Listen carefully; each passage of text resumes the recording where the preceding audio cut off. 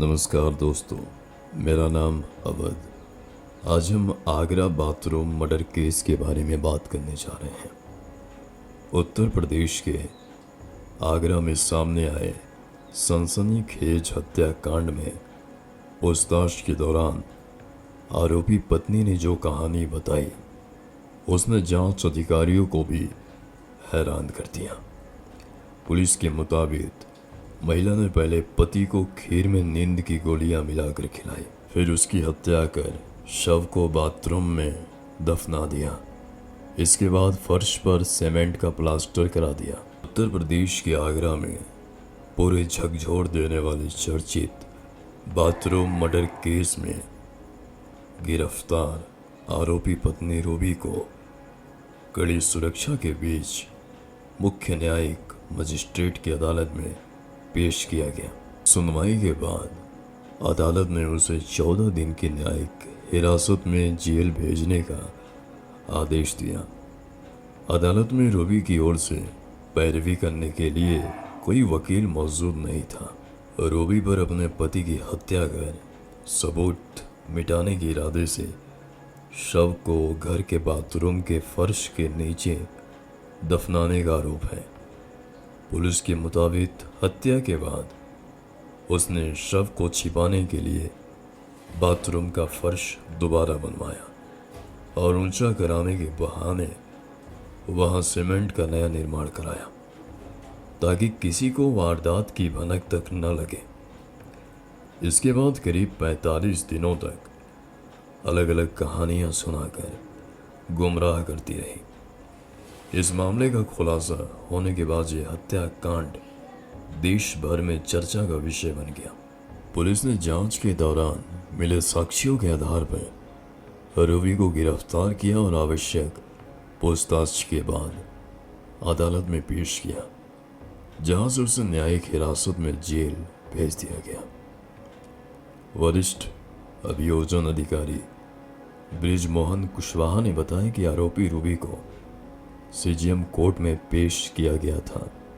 अदालत ने उसे 14 दिन की न्यायिक हिरासत में जेल भेजने के आदेश दिए हैं। फिलहाल पुलिस मामले की हर कड़ी को जोड़ने में जुटी है।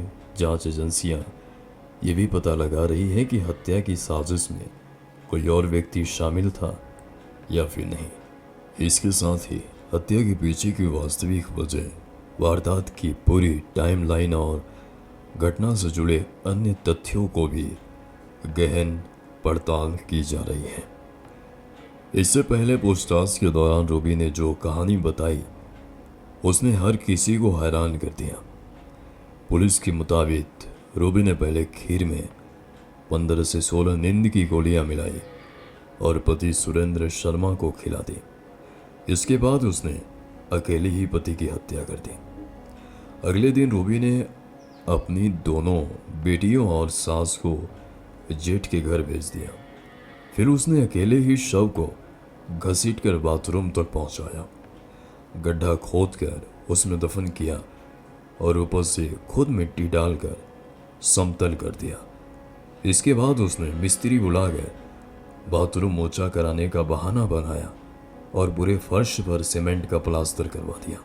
इस पूरी कहानी से पर्दा 1.5 महीने बाद उड़ सकता है। मृतक की पहचान राजस्थान के भरतपुर के रहने वाले 44 साल के सुरेंद्र कुमार शर्मा के रूप में हुई थी। सुरेंद्र आगरा के सिकंदरा थाना क्षेत्र में स्थित रेणुका धाम कॉलोनी में रहता था। सुरेंद्र के साथ उसकी पत्नी रूबी, मां कमला देवी और 2 बेटियां रह रही थी। एक बेटी 13 साल की है और दूसरी 9 साल की। सुरेंद्र 18 मई 2026 को लापता हो गए थे। 26 मई को उनके बड़े भाई अनिल शर्मा ने सिकंदरा थाने में गुमशुदगी की शिकायत दर्ज कराई थी। इसके बाद पुलिस और परिजन लगातार उनकी तलाश कर रहे थे। जांच के दौरान रूबी ने सभी को ये कहकर गुमराह किया कि सुरेंद्र उससे झगड़ा कर 5,000 रुपये लेकर घर छोड़कर चले गए हैं। वो खुद भी कुछ दिनों के लिए राजस्थान चले गए इस दौरान वो पुलिस के साथ सीसीटीवी फुटेज देखती रही, पति को याद कर रोने का नाटक करती रही और हर सवाल का अलग अलग जवाब देकर जांच को भटकाने की कोशिश करती रही।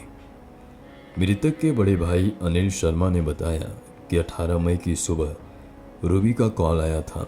उसने कहा कि घर में पुलिस का कोई मामला हो गया है, इसलिए माँ और दोनों बच्चियों को अपने साथ ले जाएं।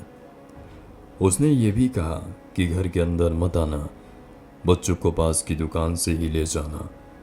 बाद में उसने फिर कॉल कर कर कहा कि सुरेंद्र झगड़ा करके घर छोड़कर चले गए हैं और 2-3 दिन में वापस आ जाएंगे। इसके बाद 19 मई को रूबी भी बच्चों के पास चली गई और करीब 1 सप्ताह बाद वापस लौटी। जब कई दिनों तक सुरेंद्र का कोई पता नहीं चला तो परिजनों का शक गहराने लगा। अनिल शर्मा लगातार रूबी से पूछताछ करते रहे, लेकिन वो हर बार नई कहानी सुनाकर उन्हें टालती रही। आखिरकार शुक्रवार को अनिल शर्मा सीधे उसके घर पहुंचे। उन्होंने रूबी से कहा कि अगर कोई परेशानी है तो सच बता दो, वो उसका साथ देंगे और उसे बचाने की कोशिश करेंगे।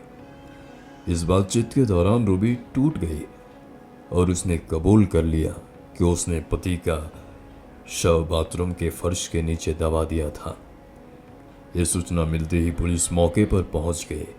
बाथरूम का फर्श तोड़वाया गया तो वहां से सुरेंद्र शर्मा का कंकाल बरामद हुआ। शव पूरी तरह गल चुका था। बरामद शव को पोस्टमार्टम के लिए भेज दिया गया।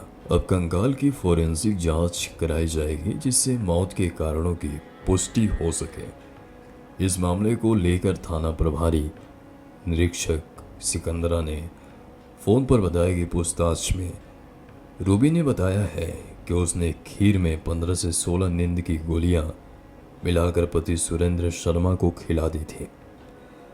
अगले दिन उसने अपने दोनों बेटियों और सास जेठ अनिल शर्मा के घर भेज दिया। सास और दोनों बच्चियों को यही लगा कि सुरेंद्र शर्मा सो रहे हैं। इसके बाद रूबी ने अकेले सुरेंद्र शर्मा को बाथरूम में ले जाकर लिटाया, मिट्टी डालकर गड्ढा भर दिया और उसे समतल कर दिया। बाद में मिस्त्री बुलाकर बाथरूम ऊंचा कराने के नाम पर फर्श पर प्लास्टर करवा दिया। थाना प्रभारी के अनुसार अब तक की पूछताछ में यही सामने आया है। रूबी ने यह भी बताया कि उसका पति शराब पीता था, आए दिन उसके साथ मारपीट करता था, कोई काम नहीं करता था, घर का खर्च उसकी मां की सरकारी पेंशन से चलता था। पुलिस मामले के सभी पहलुओं की जांच कर रही है। दोस्तों, इस कहानी का उद्देश्य किसी का दिल दुखाना नहीं है, सचेत जागरूक करना है। अगर आपको हमारी मेहनत पसंद आई हो तो लाइक शेयर करें। और इस कहानी का सारा कंटेंट सोशल मीडिया से लिया गया है।